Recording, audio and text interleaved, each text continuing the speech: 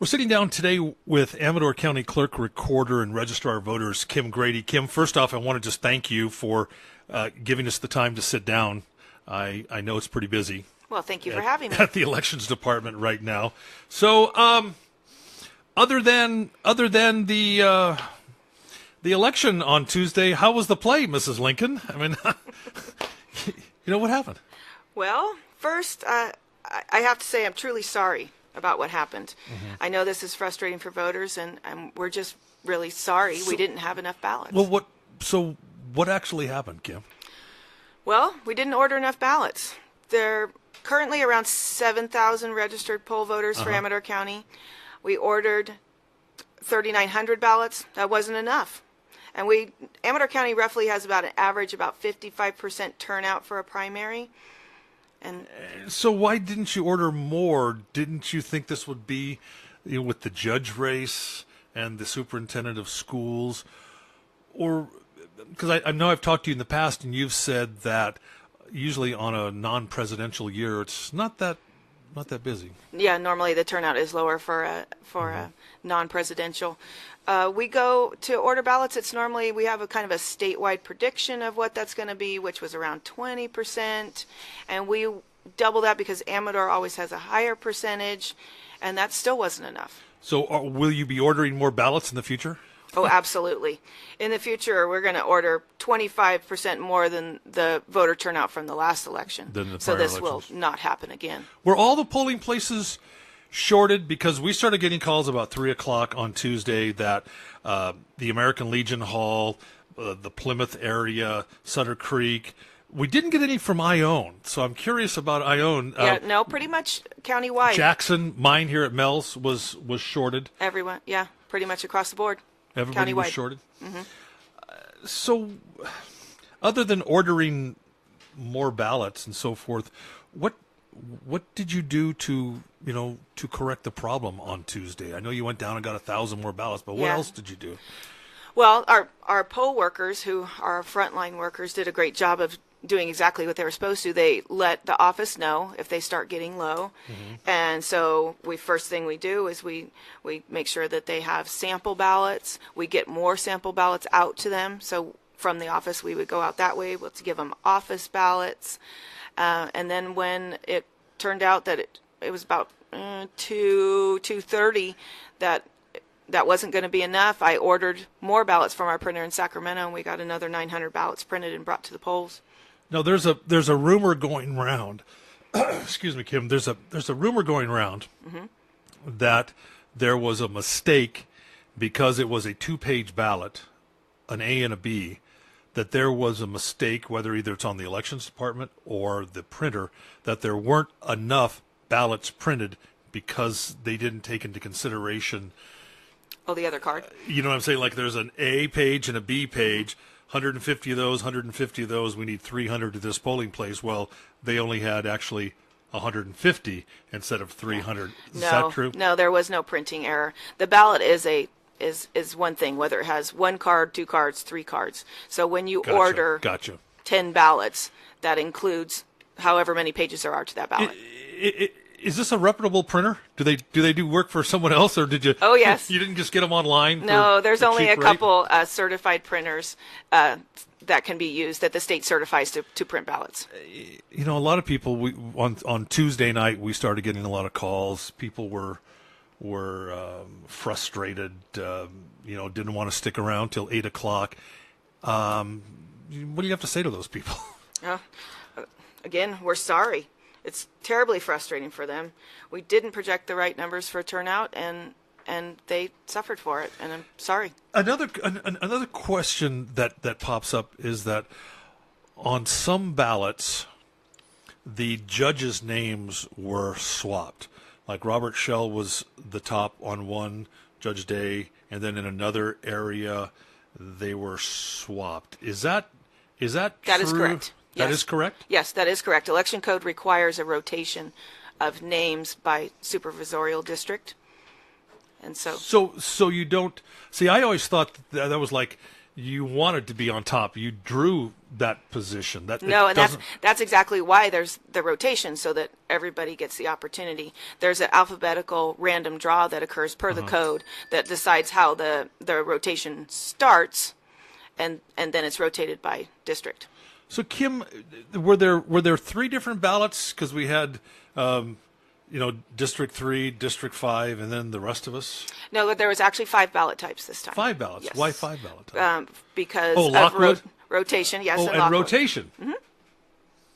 I asked and answered my own question. You got it. So that's what happened. So if I voted Nyon, the players may have been like Slavinsky and Countywide offices, correct. and Russell but may you have wouldn't been have soups that are outside the district down right, there. exactly, Right. exactly.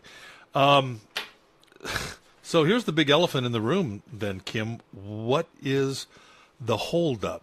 We've been waiting since, Oh, yes. I think the last time you released officially was around 5 o'clock on Wednesday.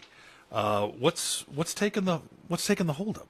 Well, right now what we're working on in the office is we are duplicating the ballots that came back on a sample ballot or a facsimile ballot from the polls. That's kind of a tedious process, 2-person operation that takes what was on something that can't run through the machines to be counted onto something that can run through the machines to be counted. And that has to occur to complete the polls before we can move on to the vote by mails. So how long does that take you per ballot? Actually, we had an observer in the office yesterday doing that, and I was told that it took 4.5 minutes per ballot. So how many of those ballots do you think you have to go through? I think we've got to be close to halfway now. We had 133 that needed to be duplicated, so then those can be run through the machines, and we can get onto our vote by mail ballots and get some results out. So you will. So maybe by the end of this week, we may have some, or maybe during the weekend. No, Will we were you trying work during the weekend. Will Oh, you work yes. through the weekend? We're going to work till it's done. What are the rules? Because I know that you had to you ran 1,200 of the vote by mails, and then you stopped. Yes. And because of the other situation, Right. But then you went back and you counted.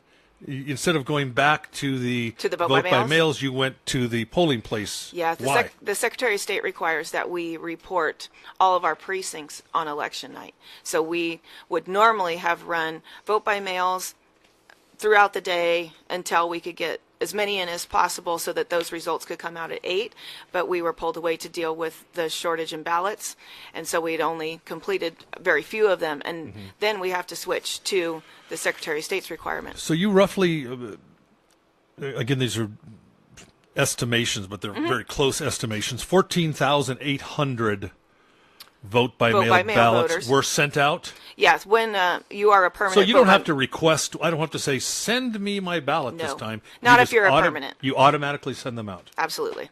That just goes So out to you everybody. printed 14,800 of these ballots and mailed them all out. Yes. How many do you think came back? I know that you told me early on Tuesday you thought there were like 4,900 or 5,000 had come back by then. By then, yeah. And what is it? You can accept them up until postmarked with the Tuesday date up until Friday? Yes, 3 days after the postmark, yes. Are they still coming in every day? I wasn't there to see the mail today, but we had some yesterday, and then, of course, a lot of people drop off their vote-by-mail ballots at the polling places on Election Day. And those so don't we- get counted on election night, right? They have No. to go through Yes, they have to be verified, and then they would be counted. How do you feel about this election? Do you feel that your staff, the polling workers, did everybody do the right thing? Because you talk about in that statement that you issued on Tuesday night protocols that were in place, and after you stop and think about it, there would have to be protocols in place for something Yes. just like this. Of course, you hope to never use them, but no, the poll workers did a wonderful job. They did exactly what they're supposed to, and it was very difficult for them. And so they called the office and informed us, and we started in. Has anything like this that you know of ever happened statewide before, or in other locations they've run out of? In other locations, I've seen it, but Yeah, and that's why these aren't just protocols in Amador County cooked up. These are statewide or federal type. right. It's just kind of statewide, yes. Make sure that everybody is able to cast a vote. And I feel sorry for the people that showed up at 3 o'clock to vote and did not come back at 8 o'clock because you... So do I, yes. While you didn't leave the polls open past 8 o'clock, anybody that was at the poll could wait there until ballots Correct. came, and Yes. that happened in some of the locations, right? It did happen in some of the locations, and that is the law. I have to close the polls at 8, but if you are in line at 8, no matter if there's one person or 100 people, you get to vote. And I hate to be, callous about this, but nobody guarantees that you can vote at 3 o'clock in the afternoon. I know, but seriously, I mean, a lot of people are saying, "Hey, they should have had the ballot from." Well, we should have. Well, you should have, but we should on have the had other them hand, there. and I don't want this to be a love fest with the elections department because I'm mad at you too. But sorry, folks, the rules are the rules. I don't have to guarantee you. I do have to guarantee you can vote, and we did, but you don't have to guarantee you the time to vote. It's very unfortunate, and I hope that people came back to vote. And I know you personally, and you are. You're not taking this very lightly. Oh, no. Yeah. No, sir. This has not been easy, and this is not what I wanted to happen. Yeah. So where do we go from here, Kim? So as we record this, it's Thursday, late Thursday morning. Will we have some results possibly tonight or tomorrow? That is my goal right now. Back at the office, we have people duplicating those ballots so that they can be run. Of course, that's not a very big update because it's only that many ballots. But as soon as that is done, then we can get into the vote by mail ballots where there are many still to go. And how fast does that go? The vote by mail, is it boom, boom, one after another? Does it go pretty fast? You do them by CP, but it should go fairly quickly once we can get to them so that we can get some results out. So you said you were about halfway through with the manual vote right now, meaning transferring from the sample or the correct the duplication. The duplication. So Yes. you're about halfway through, and you think there's about 300 of those? No, there's only 133. Oh, 133. Okay. Yes. Well, let me ask you this: do you think that there's going to be any changes in the outcomes of any of these races? I think it's way too early to tell, just because there are so many vote by mail ballots still uncounted. I mean, you have 12,000 plus, under 13,000 counted already vote by mail out of, and I keep throwing this figure around. 1,200. 1,200, I yes, mean. yes. 1,200. Yeah. Under 1,300 is what Okay. I meant to say, that have already been counted out of a possible 14,800. Correct. Have 14,800 people ever voted in an election? We've not had 100% turnout. The No. vote by, which is so easy. You would think you would get 100% of the vote by mail. You would, but except some of those, if you haven't re-registered so that we have the appropriate address, your ballot went to the wrong place, and then because election material isn't forwarded, ballots aren't forwarded, those get kicked back to us, and then those people have to come in and we issue the ballot across the counter, but it's never going to be 100%. Amador County usually is high, but not 100. Did you get a call from the Secretary of State's office at all going, "Hey, Kimmy, what's going on up there?" Yes. They want to know why it's taking us so long, but we called them as soon as we knew that we were having the ballot shortage, because that's who we report to, and they need to know these situations. Do these have to go to the Board of Supervisors this month or next month? 28 days after the election. Oh, okay, and then they'll be certified. That's the certification. And so when do we call these the final vote, the final numbers? Nothing's final until it's certified. Okay. But we could tell you that everything's been counted. All right. Kim Grady, Amador County Clerk, Recorder, and Elections Official, thanks for coming in today. And, Thank you for I knew having this was me. kind of hard. I kind of had to coax you into coming down here. It's talk about difficult this, just but because there's so much work to do. Yeah. But I appreciate you having me on, because I know there's lots of questions, and not everybody's going to call the office. So this is a good way for people to maybe have some questions answered. So hopefully by the end of the weekend we'll have all the ballots counted. Maybe by the beginning of next week we should know. Or Yeah, I was saying maybe by Wednesday, just because. But I want them done as soon as possible, so everybody has. There's candidates that need to know that, besides the rest of the public who wants to know who they voted for, whether or not they got the office. Kim, thanks for stopping by today and Thanks, sitting down with Jim. us to do this.